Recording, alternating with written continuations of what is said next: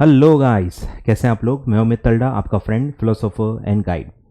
तो ये guidance video होने वाला है सी एस ई टी जुलाई 24 जो भी पास हो गए बच्चे उनके लिए फुल गाइडेंस मैं लेने वाला हूं इसमें फॉर सी एस एग्जीक्यूटिव। ठीक है, तो स्वागत है आपका। और सबसे पहले जो भी बच्चे पास हुए कॉन्ग्रेचुलेशंस। ठीक है, congratulations and welcome to C S executive. ठीक है, welcome to C S executive. ठीक है, बहुत खुशी होंगी आपको। ठीक है, जो कि शायद इस वीडियो के ख़त्म होते होते आपकी खुशी ख़त्म हो जाएगी। ठीक है, कि हम पास क्यों ही हुए।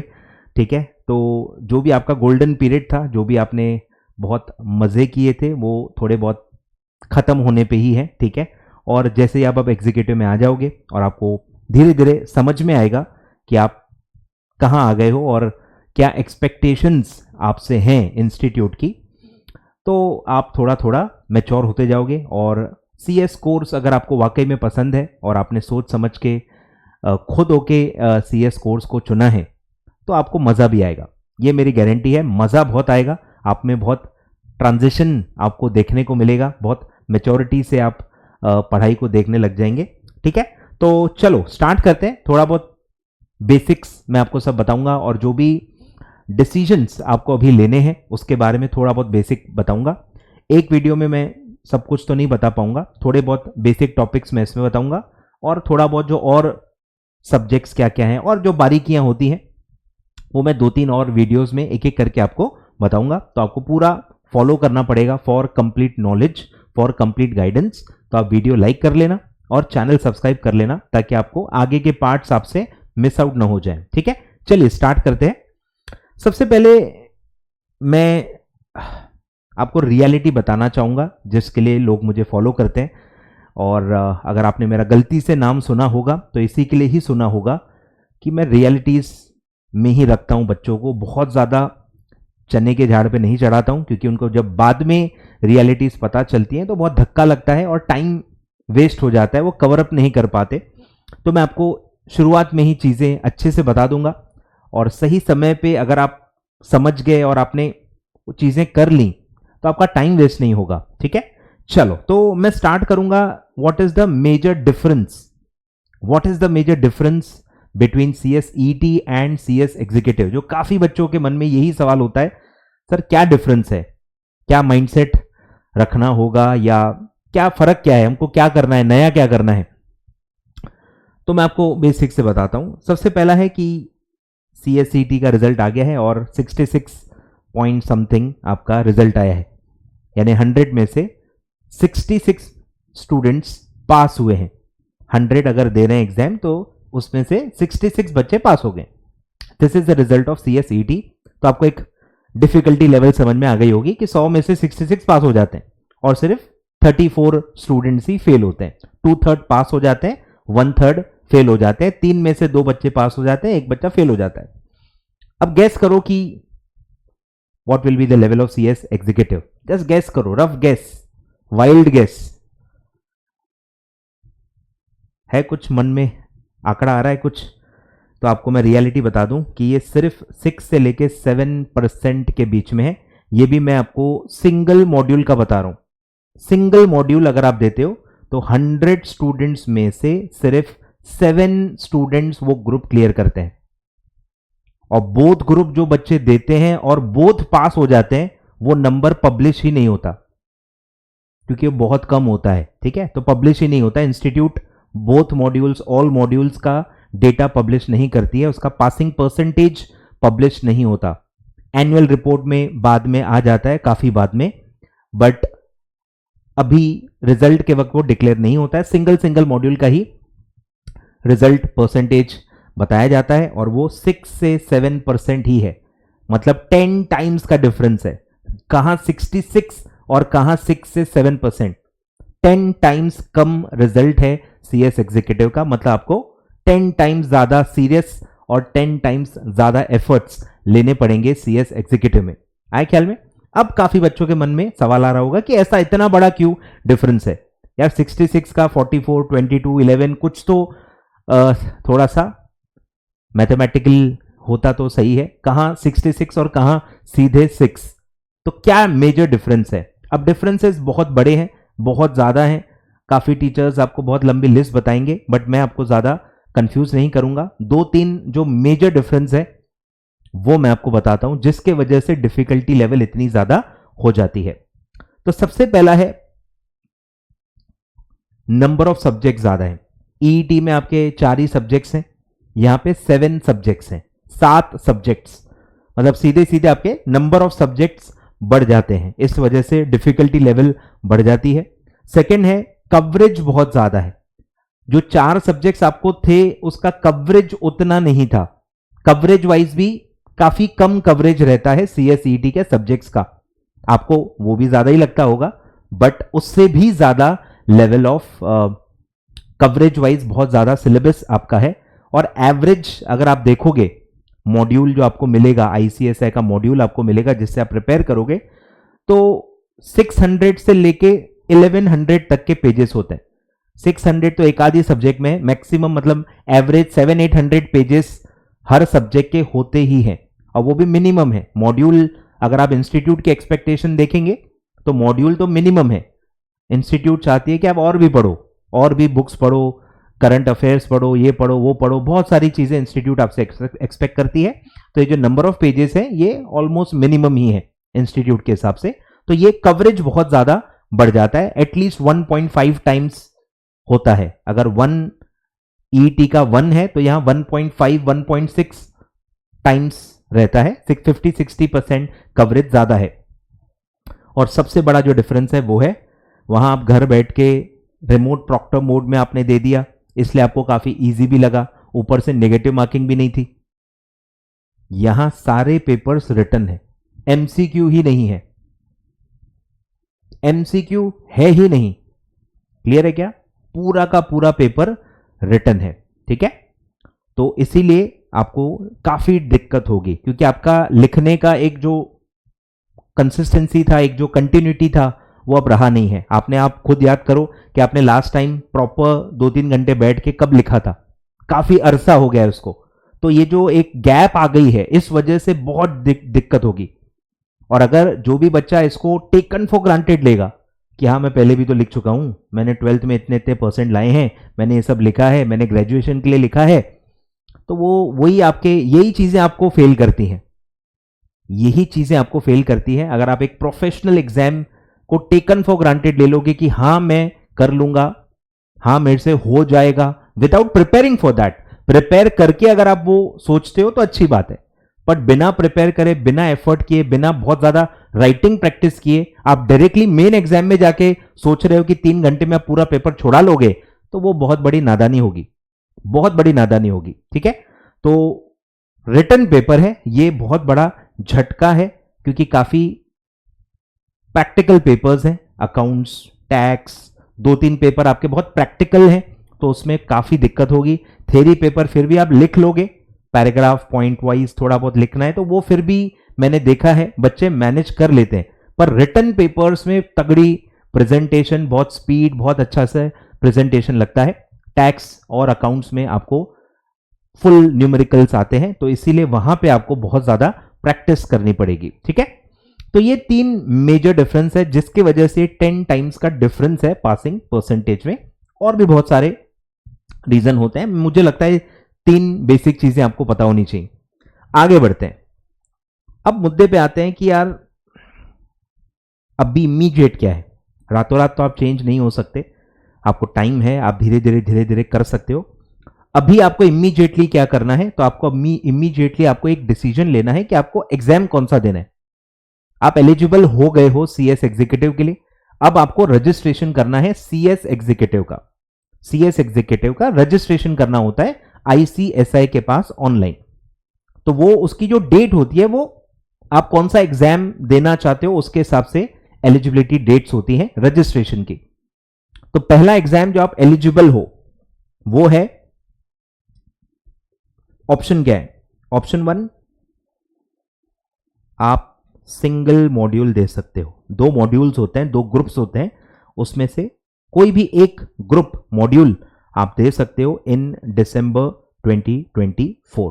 ये पहला ऑप्शन आपके पास है, जो कि मैक्सिमम बच्चे जो भी आपके साथ पास हुए हैं वो यही करेंगे। मैक्सिमम ऑडियंस जो होती है पूरे पैन इंडिया लेवल पे, वो यही करेगी, वो सिंगल मॉड्यूल, कोई भी सिंगल मॉड्यूल दिसंबर 24 में देगी। क्योंकि मैक्सिमम टीचर्स आपको यही गाइड करेंगे कि अटेम्प्ट मत जाने दो, अटेम्प्ट कभी स्किप नहीं करते, अटेम्प्ट कभी जाने नहीं देना चाहिए, भले ही आप उसमें फेल क्यों ना हो जाओ, पर अटेम्प्ट जाना नहीं चाहिए। स्किप मत करो, एटलीस्ट ट्राई बेस्ट करो, एक्सपीरियंस आ जाएगा। ऐसे बहुत सारे लॉजिक्स आपको दिए जाएंगे, ठीक है। फिर होता है ऑप्शन 2, जो काफी कम टीचर्स बात करेंगे, वन ऑफ दोज टीचर मैं हूं, ठीक है। बहुत कम टीचर्स बात करते हैं ऑप्शन 2 की, वो है both module in June 25 direct जून 25 में बोथ मॉड्यूल्स देना, ये भी एक ऑप्शन आपके पास है, ठीक है। तो आपके पास दो ऑप्शन है। एक और ऑप्शन होता है जो कि मेरे हिसाब से ऑप्शन ही नहीं होना चाहिए, कि सिंगल मॉड्यूल इन जून 24, एक साल बाद वो भी सिंगल मॉड्यूल, ये कोई ऑप्शन नहीं है, ठीक है। ये थोड़ा सा बुज़दिलों का ऑप्शन है मेरे ख्याल से।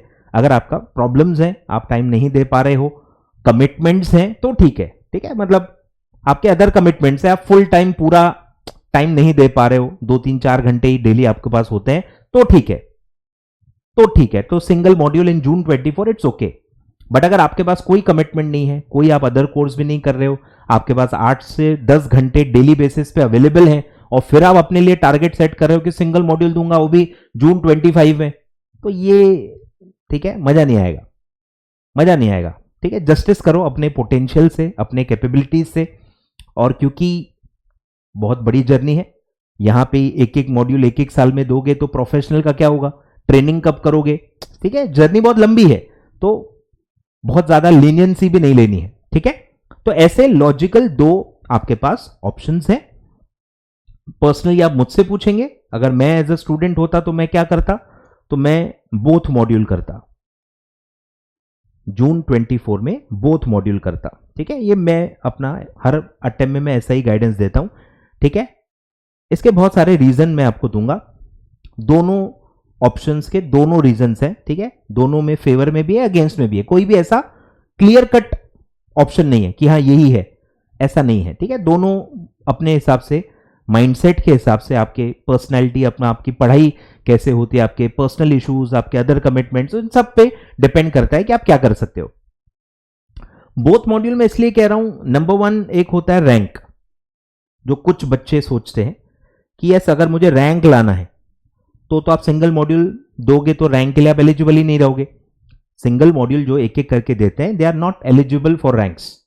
जो बोथ मॉड्यूल एक साथ देते हैं, एक साथ पास करते हैं और एक साथ एक परसेंटेज के ऊपर लाते हैं, तो वो रैंक के लिए एलिजिबल होते हैं, तो वो रैंक में आते हैं। तो अगर आप रैंक के लिए एस्पायर कर रहे हो तो आपको जून 25 ही देना पड़ेगा बोथ मॉड्यूल, तो आपका तो लॉक हो गया। अब जो रैंक वैंक के सपने नहीं देखते, ठीक है, तो वो सोच सकते हैं उनको क्या करना है। दूसरा है कि सिंगल मॉड्यूल क्यों नहीं दिसंबर में। दिसंबर बेसिकली अटेम्प्ट में क्या दिक्कत है वो मैं आपको बता देता हूं।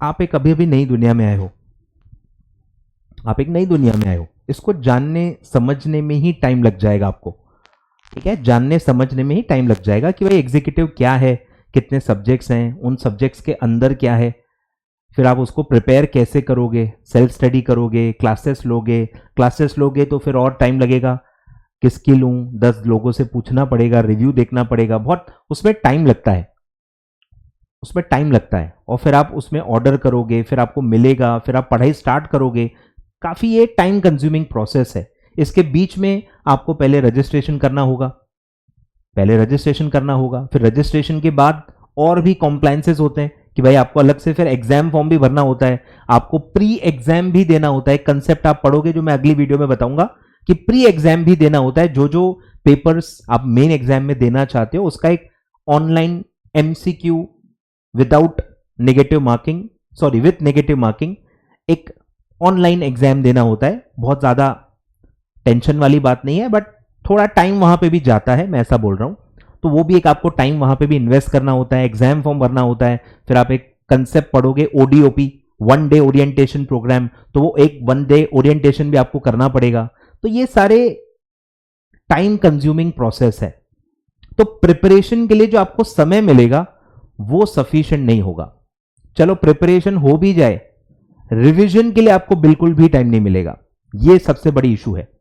प्रिपरेशन एंड मोमेंट तक आप पढ़ोगे, एकदम आखिरी तक कभी तो भी हो ही जाएगी। 80-90% सिलेबस एंड तक तो हो ही जाएगा, इतना टाइम तो मिल जाता है। बट उतने से आप पास नहीं हो सकते। सिर्फ एक रीडिंग करके कोई भी पास नहीं हो सकता।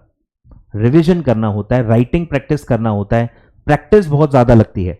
आए ख्याल में? तो ये सबसे बड़ा मुझे पर्सनली लगता है प्रॉब्लम है कि दिसंबर 24 में आपको रिवीजन का टाइम नहीं मिलेगा, रिवीजन नहीं हो पाएगी।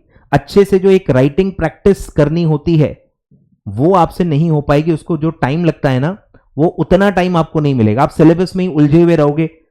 सेल्फ स्टडी करोगे तो वैसे ही बहुत कम टाइम मिलेगा आपको, क्योंकि सेल्फ स्टडी में अच्छा खासा टाइम लग जाता है। तो ये वजह से आपके सारे एफर्ट्स वेस्ट हो जाते हैं। मुझे ऐसे लगता है कि भाई टीचर्स को एटलीस्ट पता होता है, या जो सीनियर्स हैं आपके, उनको एटलीस्ट ये सब पता होता है, तो वो बताना चाहिए कि क्या चांसेस हैं। फिर भी आप लेना चाहते हो चांस तो वो आपका डिसीजन है, बट एटलीस्ट मुझे लगता है चांसेस क्या है वो बता देना चाहिए। क्या प्रॉब्लम्स आप फेस करोगे ये आपको बता देना चाहिए। तो ये प्रॉब्लम्स है, ठीक है। अब जून 25 में क्या है कि अब इसमें भी अलग प्रॉब्लम्स हैं, ठीक है। ये कोई आसान रास्ता नहीं है जो मैं बता रहा हूं या जो मैं रिकमेंड कर रहा हूं, वो बिल्कुल भी आसान नहीं है। टाइम ज्यादा मिल रहा है, बट बम्पर 7 सब्जेक्ट्स भी आपको एक साथ पढ़ने और एग्जाम भी एक साथ देनी है, जिसमें एक भी दिन की छुट्टी नहीं होती। यह भी आप नोट कर लो। सिंगल मॉड्यूल जब आप देते हो आपको एक एक दिन की छुट्टी मिलती है, 1 डे गैप कहते हैं उसको। तो आपको एग्जाम में 1 डे गैप मिल जाती है अगर आप सिंगल मॉड्यूल देते हो तो। एक ही बेनिफिट है सिंगल मॉड्यूल देने का कि उसमें 1 डे गैप मिल जाती है। पेपर एक दिन छोड़ के एक दिन आड़ में रहते हैं, तो पढ़ने के लिए रिवीजन, एग्जाम के पहले जो रिवीजन करनी होती है उसके लिए ठीक ठाक टाइम मिल जाता है। बट जब आप बोथ मॉड्यूल देते हो आपको 1 डे गैप नहीं मिलता। बैक ऑन बैक पेपर्स होते हैं, 7 सब्जेक्ट हैं, 7 दिन में 7 सब्जेक्ट, एक भी दिन सांस लेने की फुर्सत नहीं मिलेगी। यह सबसे बड़ा चैलेंज है बोथ मॉड्यूल एक साथ देने का। प्रिपरेशन काफी लंबी चलती है, 7 सब्जेक्ट्स को प्रिपेयर करने में काफी समय लग जाता है, जो कि आपके पास है। अगस्त से लेके मई एंड तक अगर आप देखोगे तो अच्छा समय है। 7 सब्जेक्ट्स के हिसाब से प्रिपरेशन के लिए भी अच्छा समय है, रिवीजन के लिए भी अच्छा समय है। यह बस एक प्लस पॉइंट है। रिवीजन के लिए आपको अच्छा समय मिल जाएगा, जो कि दिसंबर के केस में तो ऑलमोस्ट नेग्लिजिबल टाइम मिलता है, न के बराबर टाइम मिलता है। अगर आप ढंग से पढ़ोगे, पूरा पढ़ोगे, अच्छे से समझ के पढ़ोगे, तो रिवीजन के लिए बिल्कुल भी दिसंबर के लिए आपको टाइम नहीं मिलेगा। एट द सेम टाइम अगर आप कंपेयर करो, जून 24 के लिए आपको रिवीजन के लिए अच्छा टाइम मिल जाएगा, एंड एज वेल एज आप एक आध पूरा टेस्ट सीरीज भी दे पाओगे, उतना टाइम भी आपको मिल जाता है, ठीक है। तो आप अच्छे से प्रिपेयर करके जा सकते हो, जो मुझे लगता है कि पासिंग की बेसिक रिक्वायरमेंट है कि मैं अच्छे से पढ़ के जाऊं, तो वैसे ही चांसेस बढ़ जाते हैं पास होने के। अगर आप प्रिपेयर ही नहीं करके जाओगे, अच्छे से रिवीजन ही नहीं करके गए हो, तो आपका कॉन्फिडेंस वैसे भी नहीं रहता। आप राइटिंग प्रैक्टिस ही नहीं करके जाओगे, अचानक से आप पेपर देखोगे, झटका लगेगा, एक ना एक पेपर बिगड़ जाता है और ग्रुप पूरा फेल हो जाता है, फिर से देना पड़ता है।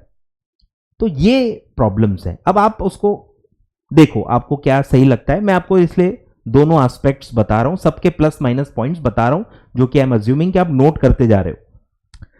क्लियर है क्या? तो मुझे ये सब लगता है, ठीक है। तो कौन सा मॉड्यूल लेना चाहिए आप डिसाइड करो, मैं आपको फटाफट लिख के देता हूं। ये है सिंगल, ये है बोथ, ठीक है। लेस रिवीजन टाइम, ठीक है, less revision time, more revision time, 1 day gap मिलेगा, no 1 day gap in exam.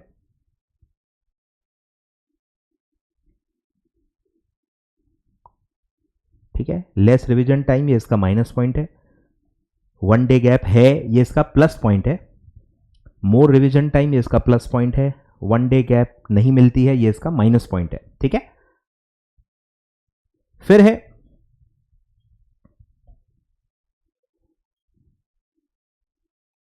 Less chances of proper preparation. Proper preparation का मतलब क्या है कि आप हर चीज को डेप्थ में जाओ, जो कि सीएस एग्जीक्यूटिव की डिमांड है। Company law, JIGL, securities law, tax law, सब ऐसे लॉज हैं जो आपको बहुत डेप्थ में पढ़ने की एक्सपेक्टेशन है। बहुत टफ पेपर आते हैं, केस लॉ बेस्ड पेपर आते हैं, तो आपको बहुत गहराई में जाके इंटरेस्ट लेके अच्छे से पढ़ना होता है। प्रैक्टिकल पेपर्स मैंने बताया था, बहुत ज्यादा क्वेश्चंस की प्रैक्टिस करनी होती है, उतना समय नहीं मिल पाएगा और इस वजह से आपका माइंडसेट जो है ना वो खराब हो जाएगा। आप शॉर्टकट्स के पीछे भागोगे, कौन सी चीजें स्किप कर सकते हैं, ये जो एक डायरेक्शन होता है ना, ये सब बिगाड़ देता है, रायता फैला देता है कि हम पढ़ाई कर रहे हैं, कंसेप्ट बिल्ड कर रहे हैं, नॉलेज गेन कर रहे हैं, ये सब फिर साइड में हो जाता है और आपको बस एक एग्जाम पास करनी है। वो माइंडसेट से भी पूरी पढ़ाई वैसे नहीं कर सकते, गलत अप्रोच होती है वो भी। तो ये मेरे ख्याल से सबसे नेगेटिव पॉइंट है। जो भी बच्चे अभी दिसंबर देंगे सब मुझसे ही पूछेंगे, सर क्या स्किप कर सकते हैं, क्या छोड़ सकते हैं, क्या ये नहीं कर सकते, पास कैसे हो जाएं, क्या पढ़ के जाएं तो पास हो जाएंगे। ये जो शॉर्टकट्स होते हैं, फालतू की चीजें होते हैं, इन्हीं में आप पूरा टाइम स्पेंड कर देते हो। पढ़ाई, रेगुलर स्टडी जो होती है वो आप कभी उस माइंडसेट में ही नहीं आ पाते हो, क्योंकि आपको समझ में आ जाता है कि बहुत इंपॉसिबल सा टास्क है, इतने पेजेस हैं, इतने लेक्चर्स हैं, इतने आवर्स हैं और इतने ही दिन हैं, तो ये मेरे से नहीं हो पाएगा। क्योंकि न्यू ईयर है, फिर इसमें दिवाली है, बहुत सारा फेस्टिवल्स हैं, ठीक है, तो ये सब की वजह से जो इफेक्टिव टाइम आपको मिलता है वो काफी कम ही हो जाता है। ठीक है, यहां प्रिपरेशन एटलीस्ट अच्छी हो जाएगी, बेटर प्रिपरेशन। मैं पासिंग के चांसेस की बात नहीं कर रहा, ये सब बकवास बातें मैं करता नहीं हूं, पासिंग कोई बता नहीं सकता, मैं सिर्फ प्रिपरेशन का बता सकता हूं। बेटर प्रिपरेशन आप करके जा सकते हो कंपैरेटिवली, ठीक है, तो ये प्लस पॉइंट है। फिर है कि प्रेशर की मैं बात करूं तो यहां लेस प्रेशर होता है। सब्जेक्ट्स का, नंबर ऑफ सब्जेक्ट्स का एक जो प्रेशर मैं बता रहा हूं वो कंपैरेटिवली कम है। सिंगल फर्स्ट मॉड्यूल अगर आप देखोगे तो उसमें 4 सब्जेक्ट्स हैं और अगर आप सेकेंड मॉड्यूल देखोगे तो उसमें 3 ही सब्जेक्ट्स हैं। तो अगर आप सेकेंड मॉड्यूल ले लो तो वो काफी आसान हो जाएगा, बट उसमें भी अपने चैलेंजेस हैं। डायरेक्टली सीएसईटी के बाद आप सिक्योरिटी लॉ पढ़ोगे बिना कंपनी लॉ प्रॉपर पढ़े हुए, तो वो काफी डिफिकल्ट हो जाता है। टैक्स लॉस काफी हैवी सब्जेक्ट है, उसमें जितनी प्रैक्टिस चाहिए होती है या जो कनेक्शंस होते हैं अकाउंट्स वगैरह के, वो आपको आएंगे नहीं आएंगे, वो थोड़ा सा दिक्कत होती है। सब्जेक्ट्स कम है पर उसके लिए जो बेस लगता है ना, वो ग्रुप 1 का बेस ही नहीं होगा ना, तो ग्रुप 2 भले नंबर ऑफ सब्जेक्ट्स कम है बट स्टिल आपको टफ जाएगा, कि जगह जगह पे आपको लगेगा क्या ये क्या लिखा है। इसमें बार बार कंपनी एक्ट का आपको रेफरेंस मिलेगा, अकाउंट्स या बाकी सब्जेक्ट्स का काफी इसमें आपको रेफरेंस दिखेगा, जेआईजीएल का भी कहीं कहीं रेफरेंस आता है, तो वो समझने में बहुत एफर्ट देने पड़ते हैं और वहां आपका टाइम ज्यादा लग जाता है। ठीक है, but still pressure single group में हमेशा कम होता है, ये तो मैं बिल्कुल मानूंगा, और बोथ ग्रुप का प्रेशर काफी हाई होता है, ये मैं हमेशा कहता ही हूं। बोथ मॉड्यूल बच्चों का खेल नहीं, सिंपल कहूं तो यहां बहुत प्रेशर होता है, मोर प्रेशर। 7 सब्जेक्ट हैं, बैक ऑन बैक पेपर है, तो यहां प्रेशर बहुत ज्यादा हमेशा आपको फील होगा। तो मोटा मोटी इतने आपके हैं, और भी मैं ऐड कर सकता हूं, बट ठीक है, इतना डिसीजन मेकिंग के हिसाब से ठीक ठाक पॉइंट्स आपको मैं लिखवा के दे रहा हूं, आप लिख सकते हो, ठीक है, नोट डाउन कर सकते हो। क्लियर है क्या? तो मैं बेसिकली बोथ ग्रुप बस इसलिए कह रहा हूं, बेटर प्रिपरेशन। मैं हमेशा प्रिपरेशन में बिलीव करता हूं कि आप प्रिपेयर करके जाओगे तो आपके पास होने के चांसेस वैसे ही बढ़ जाते हैं, आपका लक फैक्टर वैसे ही बढ़ जाता है। और बिना प्रिपेयर करके जाओगे तो आप नहीं हो पाओगे, लक के भरोसे। ठीक है, पासिंग परसेंट देखते हुए मैं कह रहा हूं, जब पासिंग परसेंट सिर्फ 6 to 7% है, तो बिना प्रिपरेशन के जाना मतलब आप सोच के देखो मजाक है। ठीक है, तो ये बस मुझे लगता है कि जून में आप बोथ ग्रुप अच्छे से स्टिल प्रिपेयर कर सकते हो। आप धीरे धीरे मैच्योर होंगे, पढ़ाई के जो आवर्स आपको लगते हैं, सीधे आप चौथी गियर में गाड़ी नहीं डाल सकते, ये दिसंबर में यही प्रॉब्लम है। आप सीधे गाड़ी फर्स्ट गियर से चौथी गियर में डाल दोगे, पॉसिबल नहीं है ना। रातों रात आप 8 घंटे 9 घंटे 10 घंटे कैसे पढ़ोगे, नहीं पढ़ पाओगे। 2-4 वीडियो से आप मोटिवेट हो जाओगे, बट वो 2-3 दिन से ज्यादा टिकेगा नहीं, आए ख्याल में। तो लंबे समय तक आपको पढ़ना है, और आप अभी से सीधे 6-8-9 घंटे अभी से आप नहीं पढ़ पाओगे। ग्रेजुअली धीरे धीरे आप पिकअप करोगे, और फिर वो काफी लेट हो जाता है, और इसीलिए मैं कह रहा हूं आपको रिवीजन का टाइम ही नहीं मिलेगा, प्रिपरेशन भी नहीं हो पाएगी, और फिर आप वही क्या स्किप कर सकता हूं या पास कैसे हो जाऊं, बस ये बताओ, टिप्स बताओ, शॉर्टकट्स बताओ, ठीक है। तो आप यही गलत डायरेक्शन में आप चले जाओगे, जो कि वर्स्ट होता है, ठीक है। तो ये आप डिसाइड कर लो कि आपको कौन सा मॉड्यूल देना है। क्लियर है क्या? तो इसमें मैं इतना ही बता रहा हूं, ठीक है। बेसिक जो आपको भी पता होना चाहिए कि दिसंबर अगर देना है तो जुलाई 31 जुलाई ऑन और बिफोर आपको रजिस्ट्रेशन कर लेना है। रजिस्ट्रेशन का जो प्रोसीजर है वो मैं आपको इस वीडियो के डिस्क्रिप्शन में लिंक दे देता हूं, क्लिक करके जाके देख सकते हो। फिर जो इसका रजिस्ट्रेशन फीस होता है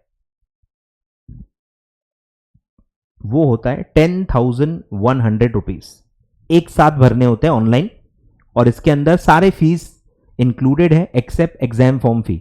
एग्जाम फॉर्म फी जो है वो बस अलग से भरना पड़ता है। बाकी जो भी फीस है जैसे मैंने आपको बताया, इसमें लिख देता हूं, includes ODOP, 1 day orientation program जो आपको करना है आईसीएसआई के ब्रांच में जाके, उसकी फीस जो होती है वो इसके अंदर इंक्लूडेड है, अलग से नहीं देना होता है। फिर एक प्री एग्जाम आपको देना पड़ता है ऑनलाइन, उसकी भी जो फीस होती है वो इस 10,100 में इंक्लूडेड है, ठीक है। और इसके अलावा आपको सिर्फ एक ही फीस भरनी होती है, वो है एग्जाम फीस, जो आपको बाद में भरनी है, वो मैं अलग से नेक्स्ट वीडियो में आपको बताऊंगा, ठीक है। तो ये आपका रजिस्ट्रेशन फीस हुआ। मैंने आपको रजिस्ट्रेशन डेट्स भी बता दी अगर आपको दिसंबर देना है तो, ठीक है। और अगर आप मेरी मान के जून 25 की तैयारी करते हो तो आपका जो रजिस्ट्रेशन का जो डेट है वो हो जाता है 30 नवंबर। आपको टाइम मिल जाएगा 30 नवंबर 2024 अप टू 30 नवंबर 2024 तक आप कभी भी रजिस्टर कराओ तो आप जून 25 में बोथ मॉड्यूल दे सकते हो। ये उसका कट ऑफ डेट है, ठीक है। तो डेट्स और फीस मैंने आपको बता दिया है, कंपैरिजन बता दिया है, सिंगल डबल मॉड्यूल का सब बता दिया है। इससे आप अपना डिसीजन ले सकते हो। और अब मैं नेक्स्ट वीडियो में फिर आगे बढ़ूंगा, सब्जेक्ट्स क्या क्या हैं, ग्रुप वाइज क्या है, पासिंग क्राइटेरिया क्या होता है, कैसे पास होते हैं कोई ग्रुप या सब्जेक्ट में, फिर ओडीओपी क्या होता है, प्री एग्जाम क्या होता है, ठीक है। सब निटिग्रिटीज एक एक करके मैं डिटेल में कवर करूंगा। तो आई होप आप वीडियो लाइक कर देंगे और चैनल सब्सक्राइब कर देंगे, ताकि आपको पूरा A to Z सारे रियलिटीज, सारे फैक्ट्स चेक्स मैं आपको बताऊंगा, सारा नॉलेज भी दूंगा about CS executive, about subjects, prepare कैसे करना है, रिविजन्स को कितना समय लगता है, राइटिंग प्रैक्टिस कैसे करेंगे, सब, ठीक है। बहुत सारे टिप्स ट्रिक्स आपको मैं धीरे धीरे बताऊंगा, ताकि आप पूरा समय यूटिलाइज करें, कम से कम मिस्टेक्स करें और आपके चांसेस पास होने के ज्यादा से ज्यादा बढ़ जाएं, ठीक है। चलिए, thank you so much. I hope आपको कुछ तो नॉलेजेबल इस वीडियो में मिला होगा, and I am just assuming कि आप वीडियो लाइक कर देंगे और चैनल सब्सक्राइब कर देंगे। नेक्स्ट वीडियो में मिलते हैं और CS एग्जीक्यूटिव के बारे में जानने के लिए। Thank you so much.